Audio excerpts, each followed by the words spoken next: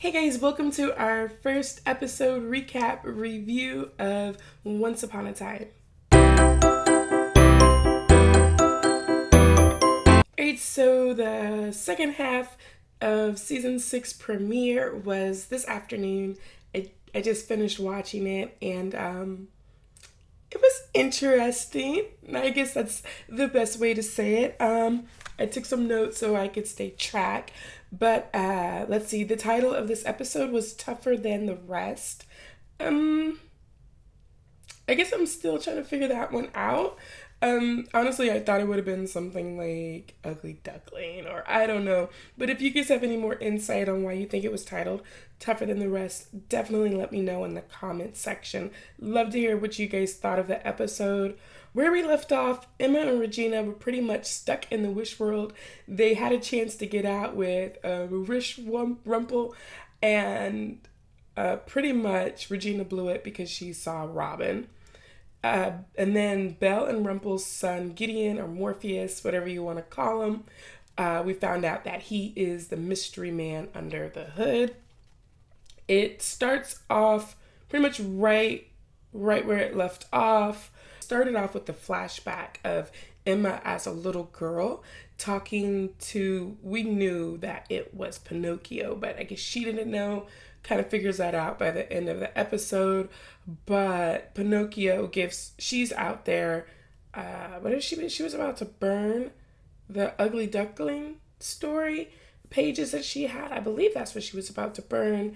And she's out there living on the streets. Little girl, Pinocchio comes up and talks to her about Ugly Duckling. And it was belief that changed the Ugly Duckling into a swan.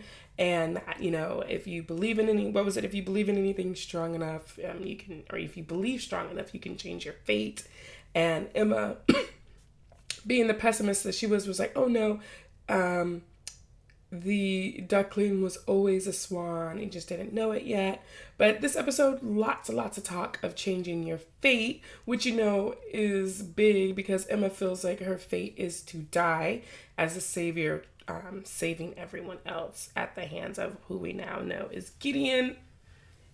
Gideon's motivations for killing her, I don't know. Hopefully they clear that up some more. But yeah, before we get into that, I'm trying to stay on track. I think the easiest way to go over this episode is to just handle each section of characters, and then everybody comes together at the end. So first we'll just talk about Regina and Emma in Wish World. Emma feels like, they're like, how are we going to get back? Emma sees the these old wood washed up from the sea, and is like, I have an idea. So they go to Pinocchio, and basically she's like, can you remake the tree trunk chamber that Snow White and Charming put Emma in and Pinocchio as a baby? Pinocchio believes her so easily. Like, she explains the whole, we're from another world. This world was just created because of a wish. And he's just like, okay, I believe you. Let's do this, I don't know. Everyone just takes everything a little so easily. I mean, this episode was just so, pit and bat. They kind of just moved through the storylines so quickly that it was not super believable for me. But it's okay. They gotta, I guess, move the story along. But so he's like, yeah, I can do this for you. And then they turn around and the queen is gone. She leaves Emma a note. Basically, she wants to go after Robin. And she was like, I need to see if he is better off without me. She goes off looking for Robin. Emma and Pinocchio go to the tree, and they're talking, just conversation. She's telling him about her fate with the sword. He's telling her about the chisel that was his father's, and how it works, the magic in it to carve the tree. And then Wish Killian shows up, and Wish Killian is gross. Like, what in the world? I'm like, no. He's got this pot belly. His hair is gray, so he's aged. You could tell that he's, still like a drunkard. And he's like, oh, I'm here to save you. And basically he's just trying to get the reward money. He doesn't even know her name. She ends up using magic to just knock him out, and she sends him back to the Black Pearl. But it was kind of gross. I was like, oh no, I don't like alternate reality Killian at all. So in that process, the chisel get broke because when he was trying to save Emma from Pinocchio, he got a hold of the chisel, and I don't know if it was a magic, him falling. I don't know what happened, but the chisel was broke. Pinocchio's like, oh, it's not gonna work, it's broke. I'm not like my father. And he kind of just runs off and leaves Emma there. And she's kind of just trying to figure out what is she going to do. And then she sees in the toolbox, it was a little box, and it was like a little carving of a swan and with her name on it. And if you guys remember, it was like her birthday that they were celebrating on in this wish world. So she goes back to him and she's like, what's this about? And she kind of tells him the whole, or they kind of like exchanged like the swan story again, but now as adults. And she motivates him, and he is able to then go and carve it. Like, he gets all motivated and he can carve the tree and make the portal chamber for them. Regina, during all of this, is going and looking for Robin. She finds him at the tavern. It's kind of funny. She walks in. Everybody's like, hey, yo, queen. And they all run out. And except him, he's just sitting there. He's like, I'm guessing, oh, you're the evil queen. He's like, I guess you're here to get the necklace back. And she's like, no. She's asking him like if he's happy and things like that. And he's like, yeah, sleeping under the stars. I don't report to anybody, yada, yada, yada, best life. And she's like, oh, you are happy without me. And then she's about to walk off. And he's like, well, hey, why do you care? And then before they can really talk, what is it?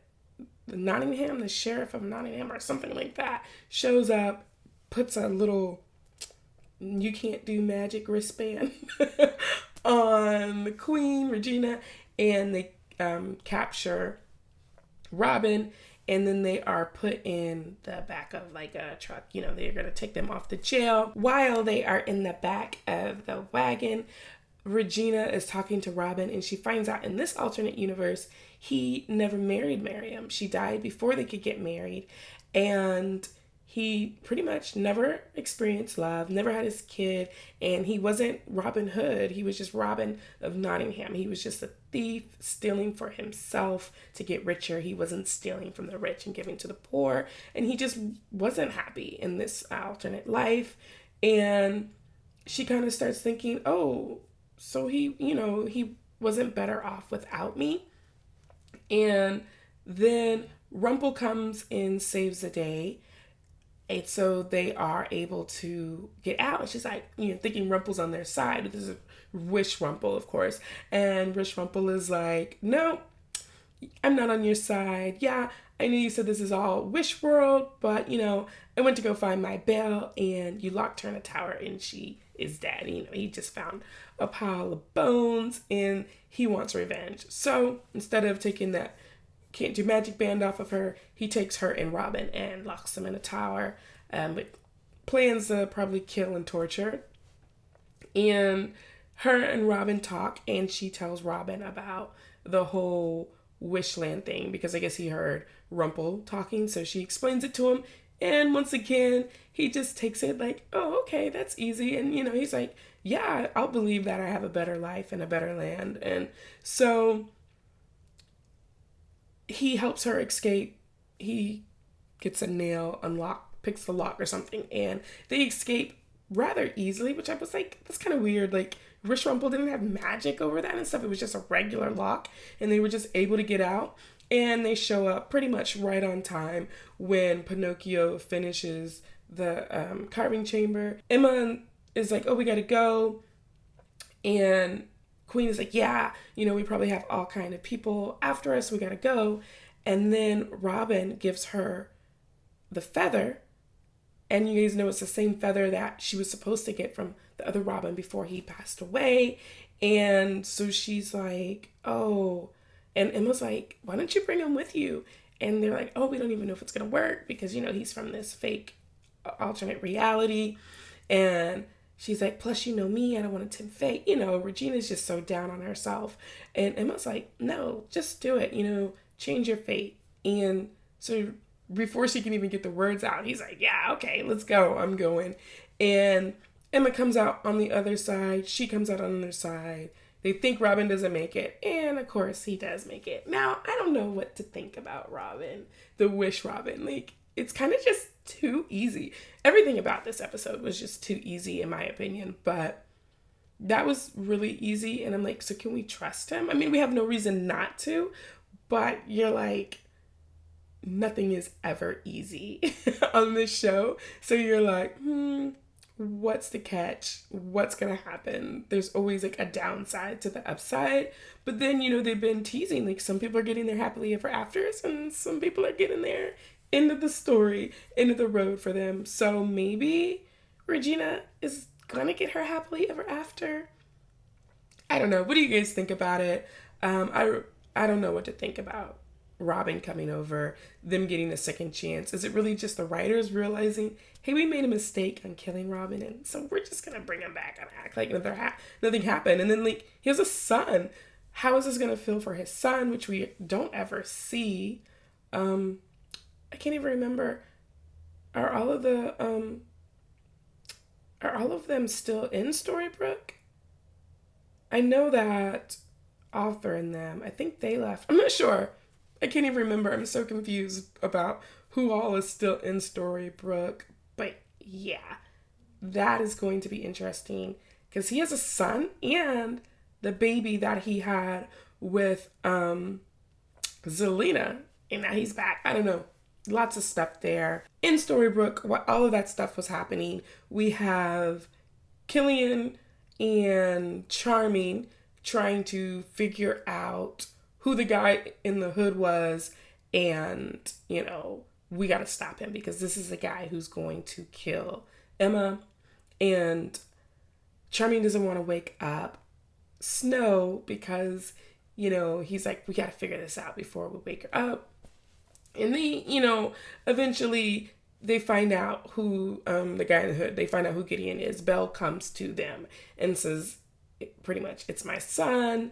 And she kind of pleads to Charming, like, hey, what would you do? You kind of like, as we're both parents, there's got to be a way for both of our children to come out of this unharmed. And he's like, let's just find him. Because she tells him, well, Rumple is looking for him. And they're like, to help him or to stop him? And, that's like a good question. And so, but Charming kind of was like, well, let's find him.